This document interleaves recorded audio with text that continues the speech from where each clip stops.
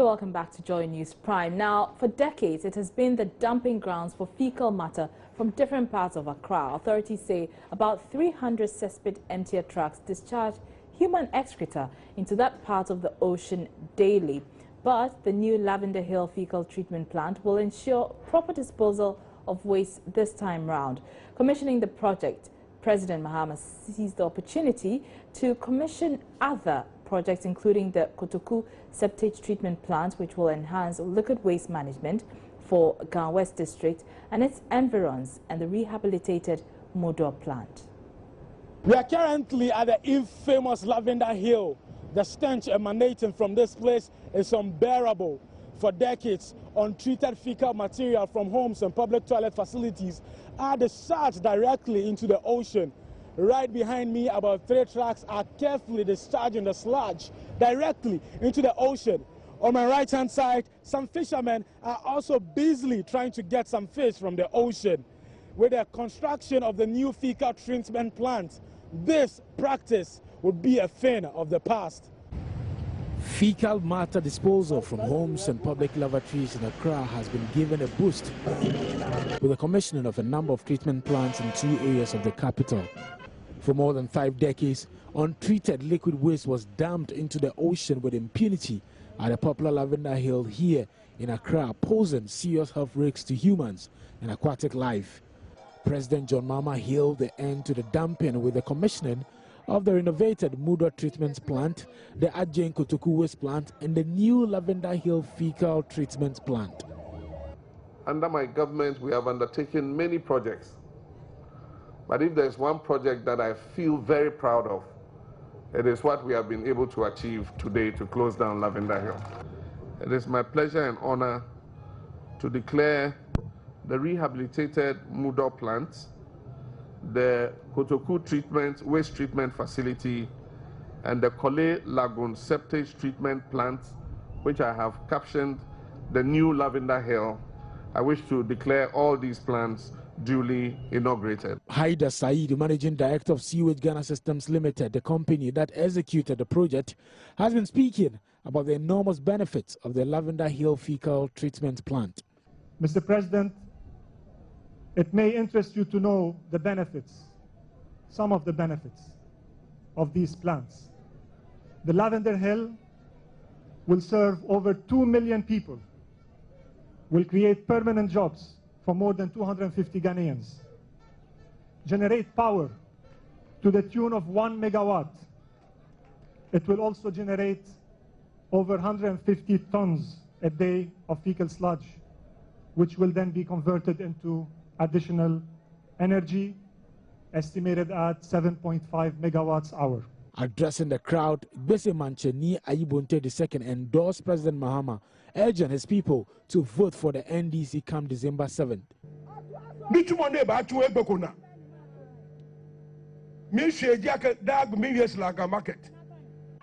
He has not finished with his works. I keep talking about the Salaga market, but now we have the Makola Rollins Park. So my fellow Ghana people, I am not meddling in politics. They say the one who climbs a fruitful tree deserves a push.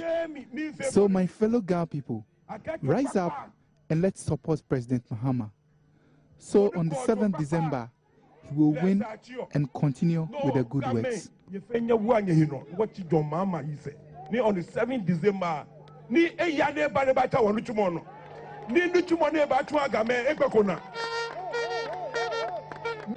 Reporting for Joy News, Maxwell Agbagba. Now, traders and commercial drivers at the Tema station in Accra will have no excuse in accessing healthcare because of distance to health facilities. This because the Ghana Health Service has commissioned a clinic within the station for the traders, drivers and residents in the vicinity. Greater Accra Regional Director of Health, Dr. Linda Vanotu, explains to Joy News the clinic, which will offer all OPD services, will be staffed with qualified personnel. We realize that people come to the market, they stay in the market throughout the day. Some drivers are here, they come to work in the morning, they close in the night. some of them do not have the opportunity of meeting the health officer if this health officer should go to where they live. So putting up this facility is to make health services very, very, very close to the people who use the markets. So what services will be offered here? This facility will check blood pressure. It will check whether people have HIV, check whether people have hypertension, diabetes, even the eye problems. So this is a facility that will help us to diagnose early and therefore treat early. It will contribute towards people having better quality of life. How many consulting rooms do you have here? We have one for now, but we can always change. We have a room where we see the woman or the man who wants to come for family planning. We have a place where we can counsel those who are coming to test whether they have HIV. What will be the hours of operation? We'll run for the period that the market is running. So they will come very early in the morning. And let me also add that they will even visit people in their shops. And will there be a stationed doctor here? We have a physician assistant because that physician assistant has been trained as a primary care provider. When she sees the people and there's a need to refer, they will refer. Now, Chief Fire Officer Dr. Albert Brown-Gazy says any fire personnel who goes on duty on polling station drunks will, on election day, will be dealt with according to the service code. He warned any personnel who roams about carelessly will also not be spared to the polling station or roam about carelessly. They will not be spared, according to Chief Fire Officer. Security personnel, especially personnel from the fire service, must exhibit the highest level of professionalism in this year's elections to maintain peace and order.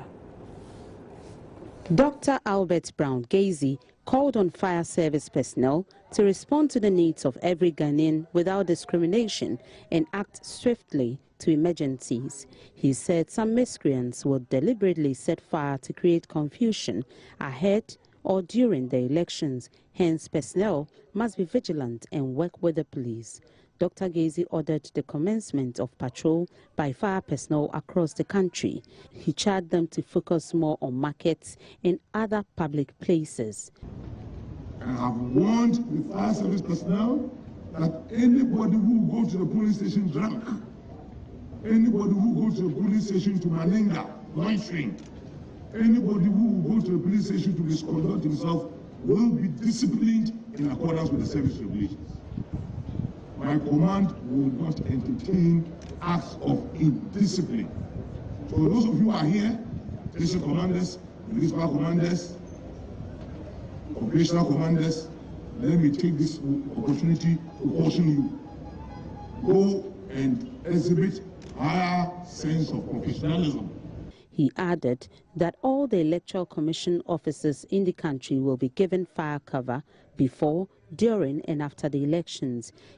And I expect you to cooperate with other brotherly, sisterly security agencies. Please and coordinate with them so that anybody who would like to indiscriminately set fire as a way of causing destruction will be arrested and dealt with in accordance with the laws of this country. He however said security arrangements in some homes make it difficult for the fire service personnel to extinguish fire when it happens. We're taking a short break. We'll be back with international news. Don't go away.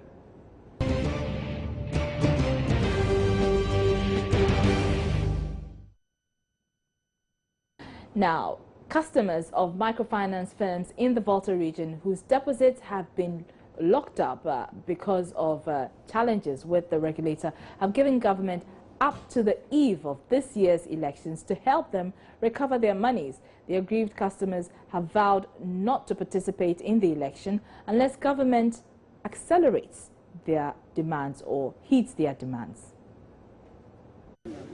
Speaking on behalf of the victims at a news conference at Georgia, Hajida Richard Kweku demanded from the Bank of Ghana a statement on the frozen accounts and details on the amount of money that was released to be given to the victims after the first demonstration in Ho. He, however, appealed to government to ensure they have access to the invested money before December 7 or risk losing votes in the region. We therefore want to appeal to you to please use your good office to bring the Bank of Ghana and founders of the companies named earlier to pay our seed monies back to us. Otherwise, we and our relatives have only one advice to give ourselves, which is to refrain from the forthcoming elections, knowing very well that our region is your World Bank. Some of the victims also narrated the ordeals they are going through after their hopes of receiving huge returns were lost.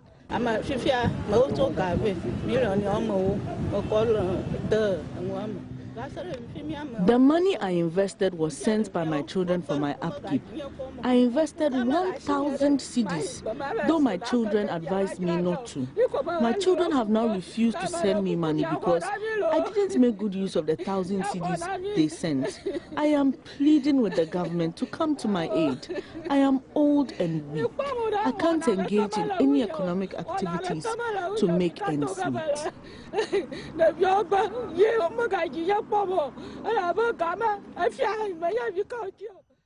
We always say something in this country that hardship is so much for us. I have no money to feed my kids and my family and my mother. That's one day people came to me as a little job, and the only money I have in my pocket, I just drop it out. Since then, up to now, no nothing, no meeting, nothing. And government is just sitting down doing nothing about all these things. And you are telling us to vote for you. For me, Kwame, and my family, we are not even voting for you. No any government coming. The microfinance companies, which included Little Drops Investment Club, Prosperity and Good Health, Divine Winners, Massive Wealth, Jodek, began operations in 2014 and gained prominence in 2015, operating at almost all major towns across the Volta region. The companies advertised investment packages of 380 cedis and 450 cedis, which matured to the tune of 5,000 Ghana cedis and 6,000 Ghana cedis after 5 months of investment. Though some early investors received their promised returns, over 40,000 investors had their money locked up after Bank of Ghana froze the accounts of the microfinance companies and declared the companies not duly registered to operate as a financial institution. Frederick Kwame Asari's reports for Joy News. Now, 250 employees in the textile industry have lost their jobs. Well, the companies affected, Ghana Textile Printing Company Limited, GTP, says the economic condition is not favorable to their daily operations. Some industry players have blamed the situation on the influx of pirated textile products on the Ghanaian market. They explain until the challenge of piracy in the industry is dealt with completely, workers and employers are likely to bear the brunt. General Secretary of the Textile, Garments and Leather Employees Union, Workers Union, and a member of the Anti-Piracy Textile Task Force, Abraham Kumson, says the company cannot be blamed. It will go. Not, this is only GTP, ATL, Printex. They are all, on their marks, and anything can happen to them also. You should be worried about it. We started worrying about 20-something years ago, and the situation hasn't changed. You are a member of the Anti-Piracy Task Force. What have you done about the situation? Because one of the things they mentioned is that, there are a lot of fake textiles on the markets, making it difficult for the quality ones, which are a bit expensive, to sell. Look, if we even go and sleep in the market, these people will bring them. Almost every day, we make arrests.